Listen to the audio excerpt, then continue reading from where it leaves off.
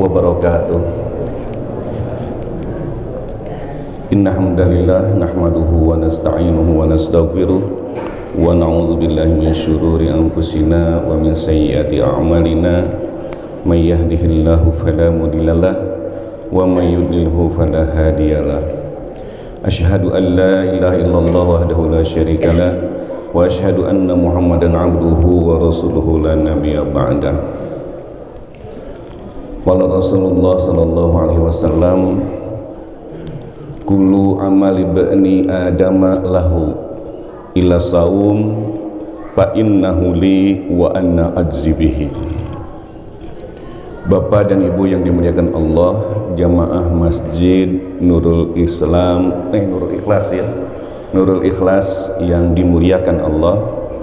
Alhamdulillah, pada pagi hari ini kita dipertemukan kembali oleh Allah Subhanahu wa Ta'ala untuk sama-sama menuntut ilmu di tempat yang mulia menurut Allah Subhanahu wa Ta'ala.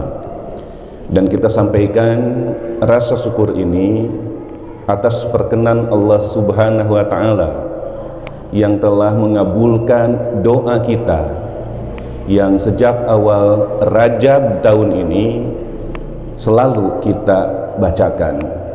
Allahumma barik lana fi Rajab wa Sya'bana wa balighna Ramadan. Di awal bulan Rajab kita selalu berdoa dengan doa yang itu, dan alhamdulillah tahun ini kita masih dipertemukan dengan bulan Ramadan, dan itu artinya Allah Subhanahu wa Ta'ala tidak menjadikan tahun lalu, Ramadan tahun lalu sebagai Ramadan yang terakhir buat kita, tetapi tidak ada yang memberikan jaminan kepada kita bahwa Ramadan tahun ini bukan Ramadan yang terakhir buat kita, karena bisa jadi justru ini adalah Ramadan yang terakhir buat kita, sehingga mari kita sama-sama menjadikan Ramadan tahun ini sebagai Ramadan yang terbaik ya, sehingga tidak satu detik pun waktu berlalu tanpa arti. Kita gunakan waktu demi waktu untuk memetik pahala dari Allah Subhanahu wa Ta'ala, di mana di bulan Ramadan ini perbuatan yang mubah saja bisa berpahala sunat, yang sunat bisa berpahala wajib, dan yang wajib dilipat gandakan. Bapak dan Ibu yang dimuliakan Allah, pada kesempatan pagi hari ini panitia takmir Ramadan Masjid Nurul Ikhlas memberikan tema kepada saya untuk membahas tentang ciri-ciri orang yang sukses dalam ibadah Ramadan ya. Sebelum kita mengetahui bagaimana ciri-ciri orang yang sukses dalam ibadah Ramadan, kita harus tahu dulu apa yang disebut dengan ibadah itu sendiri. Tetapi kalau saya membicarakan seluruh ibadah yang ada dalam bulan Ramadan, tentu waktu yang disediakan tidak akan cukup. Maka saya akan membatasi dengan ibadah dalam bulan Ramadan itu cukup masalah puasanya saja ya. Saya tidak akan membahas tentang salat tarawih, saya tidak akan membahas tentang infak dan sedekah, saya khusus akan membahas tentang masalah puasanya saja. Nah, agar kita bisa mengetahui bagaimana ciri-ciri orang yang sukses dalam ibadah, dalam hal ini adalah puasa di bulan Ramadan, kita harus mengetahui dulu apa itu puasa. Puasa yang disyariatkan dalam ajaran Islam, karena dalam ajaran agama lain pun ada yang disebut dengan puasa. Di antaranya dalam agama Hindu ada puasa ya. Nah, di dalam Islam juga ada puasa. Nah, apa bedanya antara puasa dalam agama Islam dengan puasa dalam agama Hindu? Para ahli fikih telah bersepakat bahwa yang disebut dengan puasa atau saum itu adalah al-imsaku anil muftirati min tulu'il fajri shadiqi ila ghurubis samsi biniyatin mahsusatin. Bahwa yang disebut dengan berpuasa itu adalah menahan diri dari segala sesuatu yang bisa membatalkan puasa, baik membatalkan pahala puasa maupun yang membatalkan hakikat puasa, mulai dari terbit fajar sampai dengan terbenam matahari dengan niat tertentu. Ada batasannya, mulai dari terbit fajar sampai dengan terbenam matahari. Awas, kalau dulu bapak dan ibu pernah berpuasa dari terbit fajar hari pertama sampai terbenam matahari di hari ketujuh, 7 hari 7 malam, atau pernah berpuasa dari terbit fajar hari pertama sampai terbenam matahari hari ke-40, 40 hari 40 malam, itu artinya bukan puasa yang disyariatkan oleh Islam. Jangankan 7 hari 7 malam, 40 hari 40 malam, sehari semalam pun bukan bagian dari ajaran Islam, sebab Islam hanya mengajarkan puasa dari mulai terbit fajar sampai dengan terbenam matahari. Cuman durasinya ada yang berbeda, ada yang 12 jam dari terbit fajar sampai dengan terbenam matahari, itu seperti di negara kita. Ada yang 17 jam, bahkan ada yang sampai 20 jam. Nah, kita alhamdulillah terbit fajar sampai dengan terbenam matahari itu hanya 12 jam.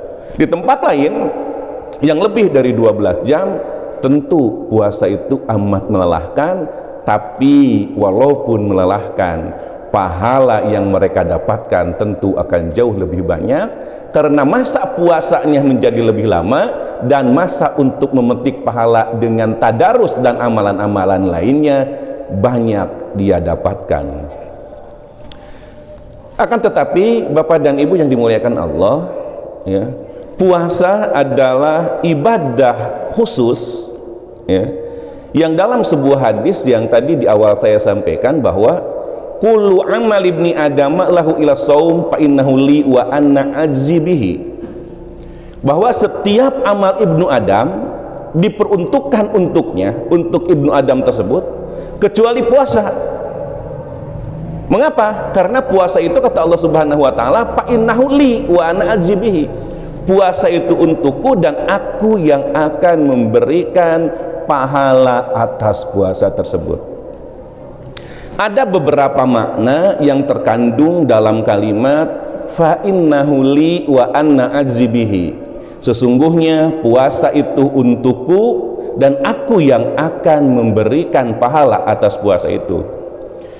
Makna yang pertama, bahwa semua amalan anak Adam bisa dijadikan sebagai tebusan atas kezalimannya antara si ibnu Adam dengan orang yang dizaliminya, ya.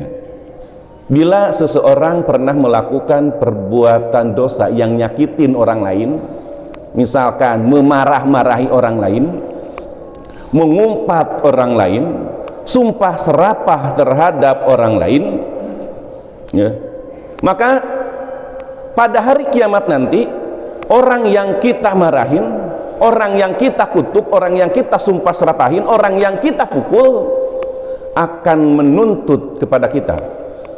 Mungkin Bapak dan Ibu pernah mendengar hadis tentang orang yang bangkrut. Suatu ketika Rasulullah bertanya kepada para sahabat, atadruna mal muflis, apakah engkau tahu siapakah orang yang bangkrut itu? Qalu, berkata para sahabat, man la dirhama wala mata'alah.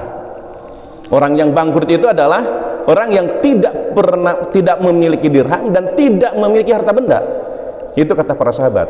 Tetapi ternyata kata Rasulullah SAW, yang muflis itu atau yang bangkrut itu adalah innal muflisa min ummati ya'ti yaumal qiyamati bisolatin wa siyamin wa zakatin wa yati qad syatama hadza wa qadhafa hadza wa akala mala hadza wa safaka dama hadza wa daraba hadza fayu'ta hadza min hasanatihi wa hadza min hasanatihi fa in paniyat hasanatuhu qabla ayyuqda ma'alaihi ukhidha min khotoyahum summa faturihat pinnar summa turihat pinnar. Nauzubillah summa nauzubillah min dzalik. Jadi kalau kita pernah marahin orang lain, pernah mengutuk orang lain, pernah memakan harta orang lain dengan cara yang batil, ya, pernah korupsi, pernah memaki, ya, maka orang-orang yang kita maki, orang-orang yang kita zalimi nanti akan meminta pertanggungjawaban kepada kita, akan menuntut kita. Sehingga kalau amal kebaikan yang ada pada kita masih ada, amal kebaikan yang kita miliki akan diberikan kepada orang-orang yang pernah kita sakiti. Tetapi kalau amal kebaikan kita sudah tidak ada, maka kesalahan-kesalahan orang yang kita zalimi itu akan diberikan kepada kita. Summa turiha finar, maka kemudian kita akan dicampakkan, akan dialungkan karena neraka jahanam. Nauzubillah summa nauzubillah min dzalik. Maka berhati-hati ketika kita berbuat dengan sesama, jangan sampai ada perbuatan yang menyebabkan orang di sekitar kita sakit hati, sehingga di akhirat kelak kita akan dituntut atas amal perbuatan kita. Tadi dalam hadis disebutkan bahwa puasa pun termasuk. Oh, ternyata puasa dikecualikan melalui hadis kullu amal ibni adama lahu kifaratun ila saum fa innahu li wa anna azibihi, bahwa setiap setiap amal anak Adam itu akan dijadikan tebusan atas dosa yang dia lakukan, seperti yang dicontohkan tadi, kecuali puasa, karena puasa itu adalah untuk Allah dan Allah yang akan memberikan pahala atas puasa yang kita lakukan. Kemudian makna yang kedua, ya, kalimat wa anna ajibihi fa innahu li wa anna ajibihi, ya, maknanya bahwa puasa merupakan amaran batin yang hakikatnya tidak diketahui kecuali oleh Allah Ta'ala dan orang yang melakukan puasa. Karena disebut sebagai amalan batin, maka tidak ada orang yang tahu bahwa kita itu sedang puasa atau tidak. Ya, di rumah sih anak istri sahur, kita juga ikut sahur. Tetapi pas begitu kita pergi ke tempat kerja di Bogor, sok aya istilah nyemen, ya, nyemen. Bahkan motor ge karena tidak pernah diservis, sok dengdek ke kiri, akhirnya masuk ke warteg, ya. Batur buka, milu buka deui wae, sahur milu sahur. Tapi di tempat kerja kita nyemen, pas datang ke rumah berlaga seperti yang paling capek, seperti yang paling haus, seperti yang paling lapar, padahal sebetulnya ketika di tempat kerja kita buka puasa. Nah, walaupun seperti itu tidak ada yang tahu orang, ya. Orang yang di rumah akan menyangka bahwa kita masih tetap melakukan puasa, maka disebut sebagai amalan batin. Tidak ada yang mengetahui bahwa kita puasa atau tidak, hanya kita dan Allah Subhanahu wa Ta'ala. Maka disebut-sebut puasa itu adalah untuk Allah dan Allah yang akan memberikan pahala atas puasa yang kita lakukan, ya. Yang ketiga, makna yang ketiga, puasa itu kenapa disebut sebagai wa anna adzibihi fa innahu li wa anna adzibihi? Karena perbuatan puasa tidak pernah terkontaminasi dengan kemusyrikan. Kalau kita bersujud kepada Allah dalam sholat, ada sujud yang dilakukan kepada berhala. Kalau kita berkurban kepada Allah Subhanahu wa Ta'ala, ada berkurban yang diperuntukkan untuk berhala. Tetapi puasa, tidak ada satu puasa pun dalam agama tertentu yang puasanya itu diperuntukkan untuk berhala. Maka dengan demikian pantaslah kalau dalam hadis qudsinya Allah Subhanahu wa Ta'ala berfirman, fa innahu li wa anna adzibihi, puasa itu untukku dan aku yang akan memberikan pahala atas puasa yang Ibnu Adam lakukan. Nah, agar kita tidak menjadi manusia-manusia yang berpuasanya itu tidak salah kaprah dan mendapatkan pahala seperti dalam hadis qudsi yang tadi, wa anna adzibihi, maka janganlah kita menjadi orang-orang yang termasuk dalam hadis kam min shaimin laisa lahu min siyamihi ilal atsu wal ju. Banyak orang yang berpuasa tetapi mereka tidak memiliki pahala puasa kecuali lapar dan haus saja. Bahkan di dalam hadis yang lain bukan kamin soimin bahasanya, tapi rugima'an purrajulin laisa lahu min siyamihi ilal atsu wal ju. Tersungkurlah, celakalah seorang manusia yang berpuasa tetapi dia tidak memiliki pahala puasa kecuali lapar dan haus saja. Mengapa yang mereka dapatkan hanya lapar dan haus saja? Apakah kalau hanya lapar dan haus saja menyebabkan puasanya batal dan tidak sah? Tidak, tetap puasanya sah, tapi dia tidak mendapatkan pahala. Arti puasanya sah itu dimaksudkan adalah ketika dia tidak mendapatkan pahala puasa, pahalanya saja yang tidak ada, tidak mesti kodok di kemudian hari, ya. Nah, mengapa hanya lapar dan dahaga saja yang mereka dapatkan? Karena mereka tidak bisa menahan diri dari hal-hal yang bisa menghilangkan pahala puasa. Apa diantaranya? Dalam sebuah hadis disebutkan khamsun yuftirna lisaimi. Ada 5 hal yang menyebabkan batalnya pahala puasa. Yang pertama al-kizbu, bohong. Ya. Apa bohong itu? Berbicara tidak sesuai dengan kenyataan, baik bicara yang dilakukan oleh lisan maupun bicara yang dilakukan oleh tulisan. Di dalam bohong ini bukan hanya sekedar bohong seperti yang biasa kita ketahui selama ini, tetapi di dalam makna bohong ini ada juga penyalahgunaan wewenang dan jabatan. Ada korupsi di dalam bohong di sini.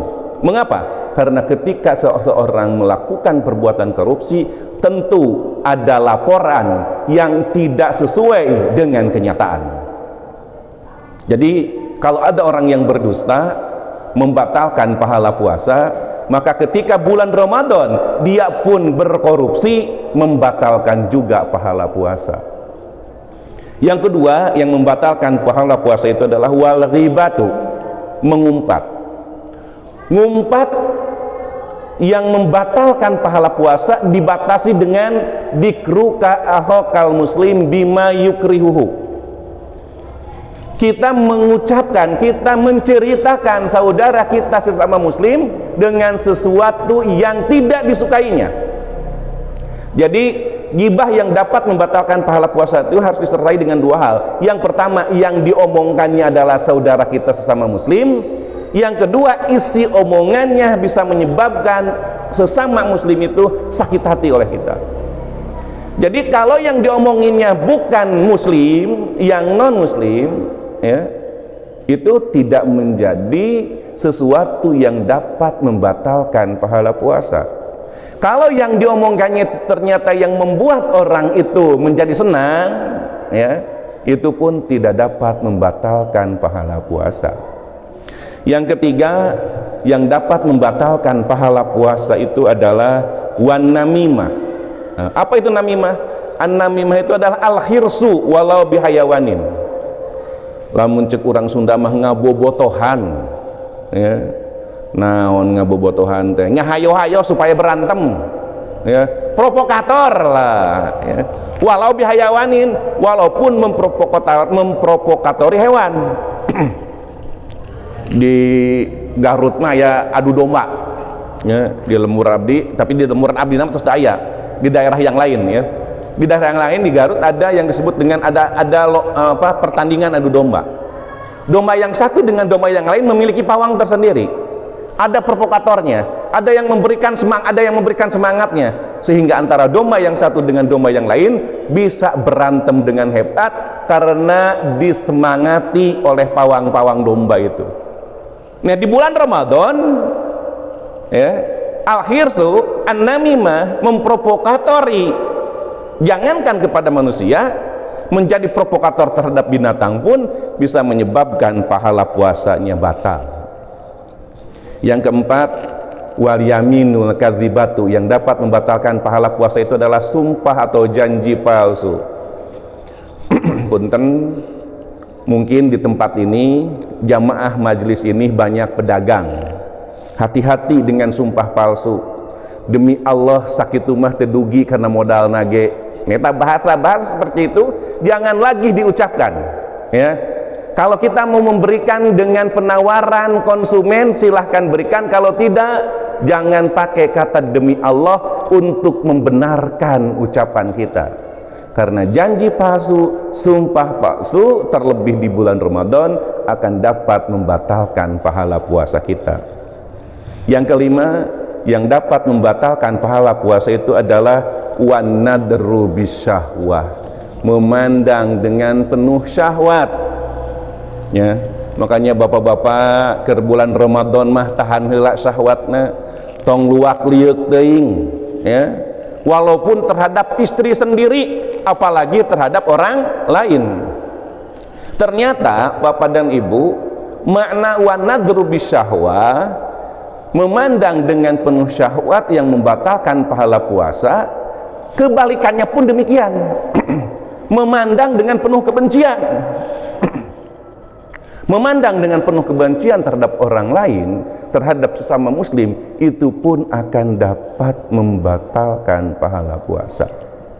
Nah, kalau sudah demikian, agar kita menjadi manusia yang berhasil dalam melaksanakan ibadah puasa Ramadan, harus bagaimana?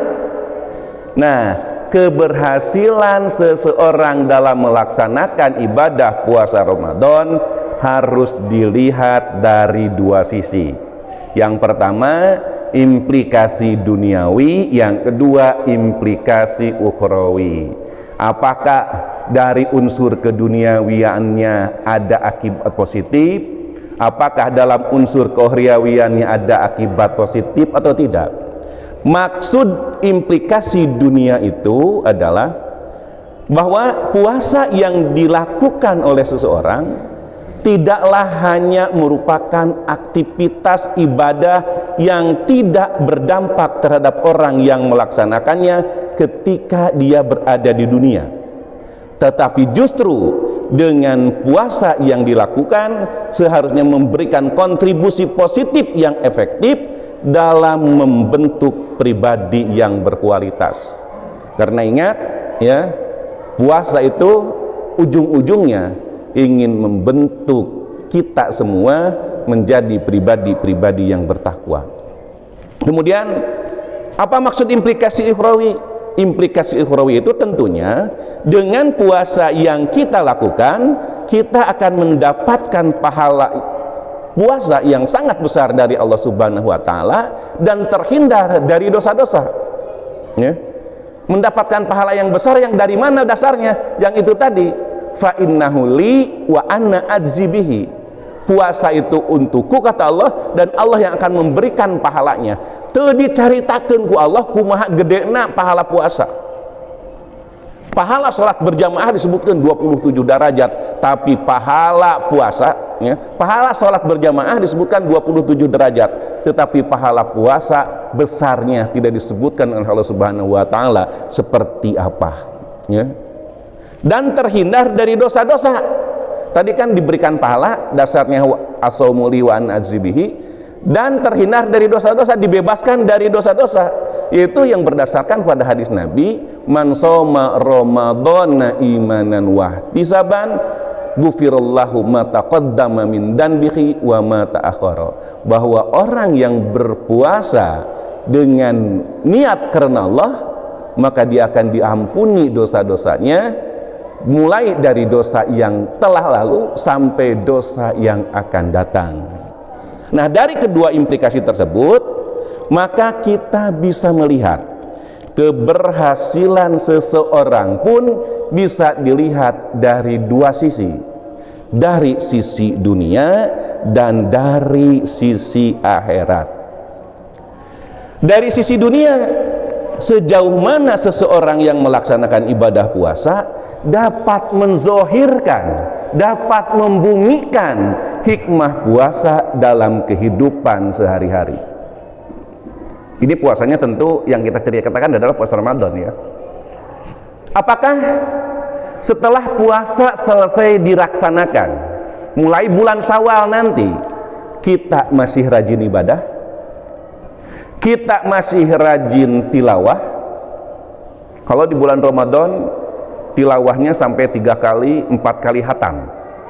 Nah, apakah di bulan Syawal nanti dan seterusnya di 11 bulan kemudian masih seperti itu? Atau justru kebalikannya?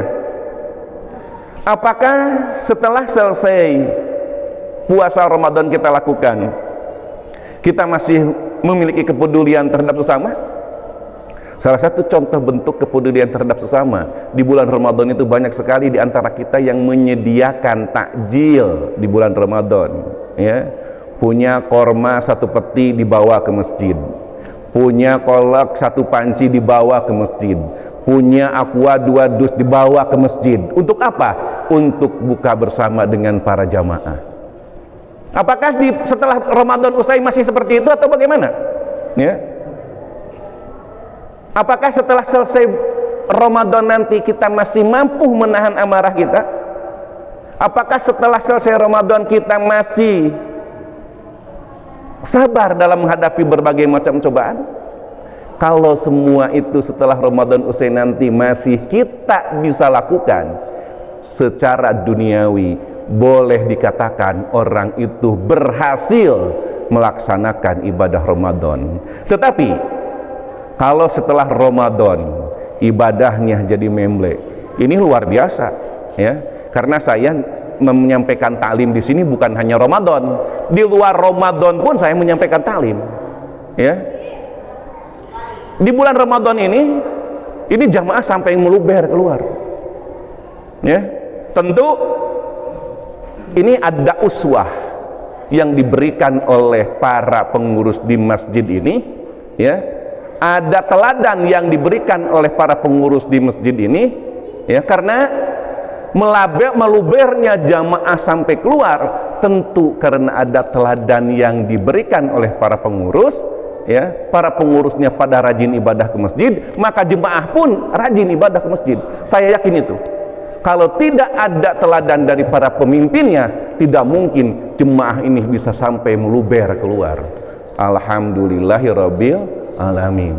Nah, kalau di bulan-bulan setelah Ramadan masih seperti ini, berarti puasa bapak-bapak semua, ibu-ibu semua boleh dikatakan sebagai puasa yang berhasil.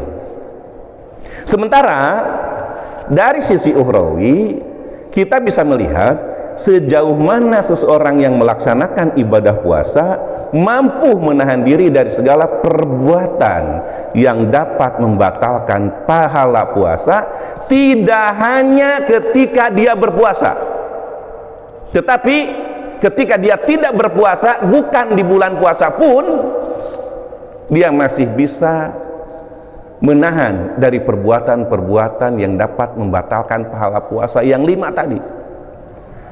Kalau di bulan Ramadan dia bisa menahan bohong, dia tidak ngegibah, dia tidak menjadi provokator, dia tidak bersumpah palsu, dia tidak memandang dengan penuh syahwat atau memandang dengan penuh kebencian. Kalau hanya di Ramadan saja belum menjadi seorang yang berhasil melaksanakan ibadah puasanya. Tetapi begitu Ramadan usai, bohong masih tetap dia jaga. Dia tidak menjadi seorang pembohong. Dia menghindari perbuatan ghibah. Dia menghindari perbuatan namimah. Dia menghindari sumpah palsu, dia menghindari janji palsu. Dia menundukkan pandangannya, tidak menatap orang lain dengan penuh kebencian atau menatap orang lain dengan penuh syahwat. Maka boleh dikatakan orang itu telah berhasil melaksanakan ibadah Ramadannya. Jadi keberhasilan puasa seseorang tidak hanya diukur dengan kemampuannya menahan lapar, menahan haus, menahan amarah, menahan kebohongan, menahan kegibahan saat dia berpuasa, tapi keberhasilan puasa seseorang pun ditentukan dengan keberhasilannya menahan semua tadi saat dia sudah tidak berpuasa. Materi ini biasanya disajikan terakhir. Alhamdulillah sekarang disajikan dari awal, sehingga bapak-bapak dan ibu semua bisa menghindari perbuatan-perbuatan tadi mulai dari sekarang sampai nanti ketemu Ramadan tahun depan lagi, ya.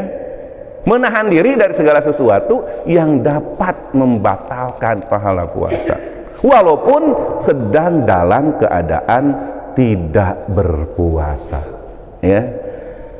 Sudah 5:45, itu saja yang bisa saya sampaikan. Mohon maaf bila ada kekurangan. Sebelum ditutup, mari kita sama-sama berdoa kepada Allah Subhanahu wa Ta'ala. Mudah-mudahan Allah Subhanahu wa Ta'ala menghindarkan kita semua dari segala perbuatan-perbuatan tercela, bukan hanya di bulan Ramadan, tetapi di luar Ramadan pun kita tetap dijaga oleh Allah Subhanahu wa Ta'ala dari segala perbuatan-perbuatan tercela. Allahumma shalli wa sallim wa barik ala sayyidina wa habibina wa syafi'ina wa maulana Muhammad wa sallim wa radiyallahu tabaraka wa ta'ala ala syabi rasulillahi ajma'in. Alhamdulillahi rabbil alamin, hamdan yuwafi ni'amahu wa yukafi mazidah. Ya Rabbana lakal hamdu kama yanbaghi li jalali wajhikal karim wa azimi sultani. Allahumma ja'al siyami fihi siyamas shaimin wa qiyami fihi qiyamal qaimin wa nabbihni fihi an-naumatil ghafilin wa habli jurmi fihi ya ilahal alamin wa'fu anni ya afiyan anil mujrimin. Allahumma ij'alni fihi minal mustaghfirin waj'alni fihi min ibadika salihin al-qanitin waj'alni fihi min awliyaikal muqarrabin birahmatika ya arhamar rahimin. Allahumma rzuqni fihi rahmatal aitam wa it'amat ta'am wa ifsya'as salam wa suhbatal kiram bitulika ya malja'al amilin. Rabbana dhalamna anfusana wa illam taghfir lana wa tarhamna lanakunanna minal khasirin. Rabbana atina fid dunya hasanah wa fil akhirati hasanah wa qina adzabannar. Subhana rabbika rabbil izzati amma yasifun wa salamun alal mursalin walhamdulillahi rabbil alamin. Al-Fatihah. A'udzu billahi minasyaitonir rajim. Bismillahirrahmanirrahim. Alhamdulillahirabbil alamin arrahmanir rahim maliki yaumiddin. Iyyaka na'budu wa iyyaka nasta'in. Ihdinas siratal mustaqim siratal ladzina an'amta 'alaihim ghairil maghdubi 'alaihim waladdallin. Amin ya Allah ya rabbal alamin. Assalamualaikum warahmatullahi wabarakatuh.